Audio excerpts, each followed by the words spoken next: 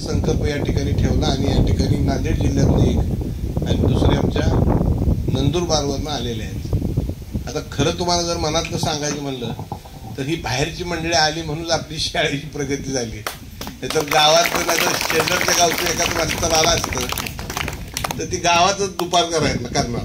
ह्याच्या अगोदर शाळा होतीच इथं, ह्याच्या अगोदरची काय आदर्श झाली नाही शाळा।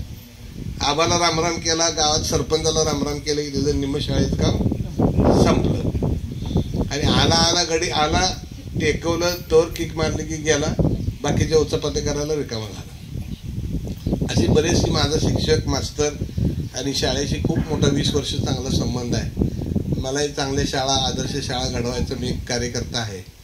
मला इथं आल्यानंतर एवढं मानसिक समाधान झालं की आपल्या वाडी वस्तीवरच्या शाळेमध्ये नांदेडवरनं येऊन विशेषतः मी या दोन शिक्षकाचं मनापासून या ठिकाणी अतिशय मनापासून कौतुक करतो की तुम्ही एवढ्या हजारो किलोमीटरवरनं इथं आलात आणि तुमच्या कन्सेप्ट आहेत।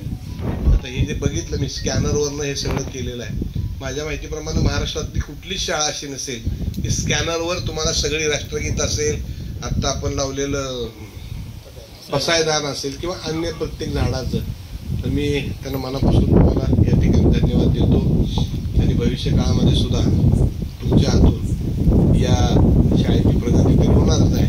शेवटी तुम्हाला तुमचा भाग आणि या सगळ्या गोष्टी महत्त्वाच्या असतील आणि त्याला आपल्याला काही 5-10 वर्ष करावी लागणार त्या ठिकाणी।